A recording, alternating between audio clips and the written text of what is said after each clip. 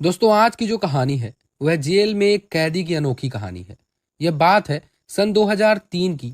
कहानी दिल्ली में रहने वाली एक 21 साल की लड़की सुनीता की है। वह कंपटीशन एग्जाम की तैयारी कर रही थी। इत्तेफाक से वह मेन सब्जेक्ट केमिस्ट्री था। उसमें वह पीछे छूट गई थी।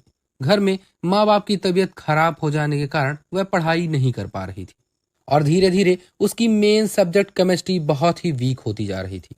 कॉलेज में अमित राय नामक लेक्चरर केमिस्ट्री की क्लासेस लिया करते थे। सुनीता ने अमित से कहा, सर, मुझे घर पर भी कोचिंग दे दीजिए जिससे मेरी केमिस्ट्री थोड़ा और अच्छी हो जाए। थोड़ी देर सोचने के बाद अमित तैयार हो गया और सुनीता अपनी केमिस्ट्री को मजबूत करने के लिए उसके घर जाने लगी। पढ़ाई करते करते सुनीता और अमित के बीच नजदीकी बढ़ने लगी और उन्हें आपस में प्यार हो गया। तारीख थी 14 अप्रैल।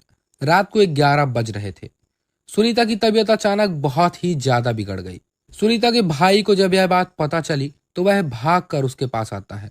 उसने देखा सुनीता के मुंह से झाग निकल रहा है। उसने अपने भाई से बताया, मैंने सल्फास यानी जहर खा लिया है।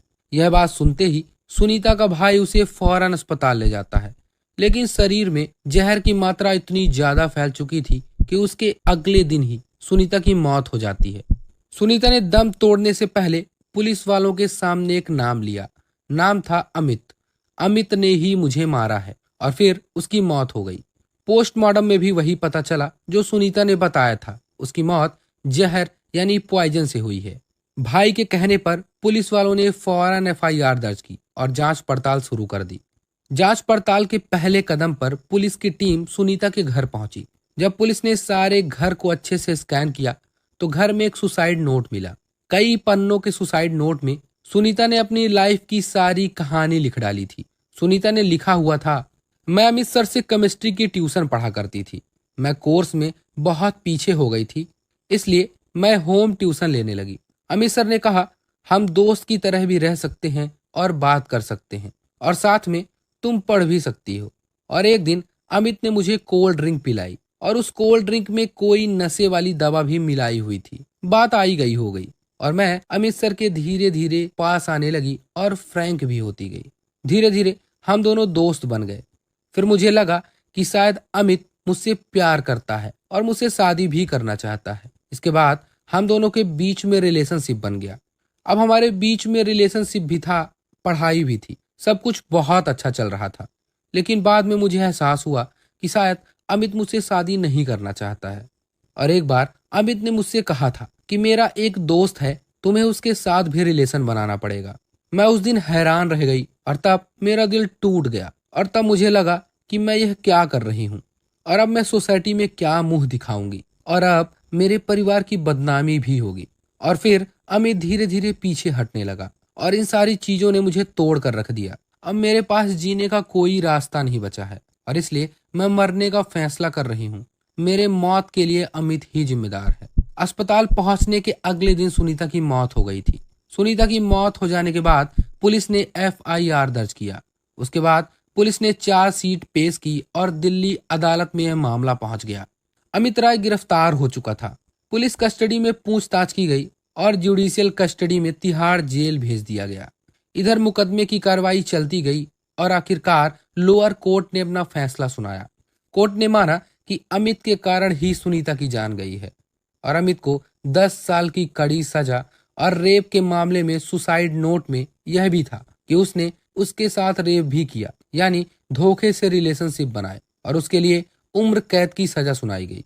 अमित के माथे पे रेपिस्ट का ठप्पा लग चुका था। मर्डरर की उपाधि भी मिल चुकी थी। लोअर कोर्ट के इस फैसले को हाई कोर्ट में चैलेंज किया गया। 6 साल बीत गए थे। अमित जेल में ही बंद था, पहले एक विचाराधीन कैदी के तौर पर और जब लोअर कोर्ट ने फैसला सुनाया तब एक कन्विक्टेड कैदी के तौर पर जिसे उम्र कैद की सजा हुई है। जेल में रहते हुए अमित ने फैसला किया। उसने कोर्ट में कहा था कि उसने सुनीता का रेप नहीं किया है और यह सब दोनों की सहमति से हुआ और दोस्त के सामने सुनीता को पेश करने की बात पूरी तरह गलत है। हालांकि इस चीज का कोई भी सबूत नहीं है, फिर भी कोर्ट ने मुझे उम्र कैद की सजा सुनाई। इस दौरान अमित ने तय किया कि अब वह अपनी पढ़ाई जारी रखेगा। वह कॉलेज में बच्चों को ट्यूशन भी इसलिए देता था ताकि वह यूपीएससी की तैयारी कर सके, लेकिन उसने बोला कि अब मैं जेल में रहते हुए ही तैयारी करूंगा और यूपीएससी क्रैक करूंगा। अब तिहाड़ जेल में भी वह तैयारी करने में जुट गया। तिहाड़ जेल के अंदर एक लाइब्रेरी भी है।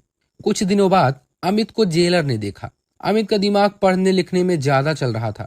बाकी कैदियों से उसका रूटीन अलग भी था। तब उन्होंने भी अमित की मदद की और तमाम तरह की बुक्स उपलब्ध कराई, क्योंकि वह जेल में था और कोई कोचिंग ज्वाइन नहीं कर सकता था। अमित जेल में दिन रात पढ़ाई करने लगा।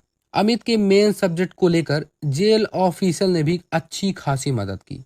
वह अपनी स्टडी में लगा रहा, जेल के अंदर पढ़ता रहा और कैदियों ने भी उसकी अच्छी खासी मदद की।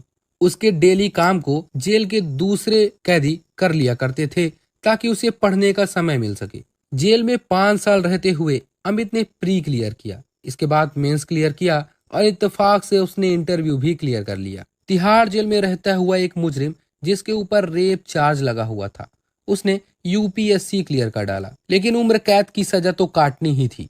2009 में यूपीएससी का रिजल्ट आया। अमित राय ना ही यूपीएससी क्लियर कर पाए बल्कि एक हायर रैंक हासिल किया और आईएएस के लिए चुना गया। इंडियन एडमिनिस्ट्रेटिव सर्विसेज आमतौर पर यूपीएससी की हायर रैंक होती है। तिहाड़ जेल पर जब न्यूज पहुंची कि अमित ने आईएएस क्रैक किया है तो तिहाड़ जेल के ऑफिशियल बहुत ही खुश हुए। कैदियों में भी खुशी की लहर दौड़ गई। एक कैदी जिसने भारत के सबसे टफेस्ट एग्जाम को क्लियर किया, वो भी जेल में रहते हुए बिना किसी कोचिंग के, जहां अपनी देश में इतनी सारी आईएएस की दुकानें खुली हुई हैं, वहीं सिर्फ अपनी मेहनत के बल पर एक कैदी ने आईएएस बनकर दिखाया। यूपीएससी की ट्रेनिंग मसूरी में थी और अमित तो जेल में बंद था। अब सवाल यह था कि कैसे एक कैदी मसूरी जाकर आईएएस की ट्रेनिंग करे, जो कि एक रेपिस्ट है। तिहाड़ जेल और दिल्ली सरकार ने सोचा कि ऐसे लोगों की मदद करनी चाहिए और हाई कोर्ट में लोअर कोर्ट के फैसले को चैलेंज किया गया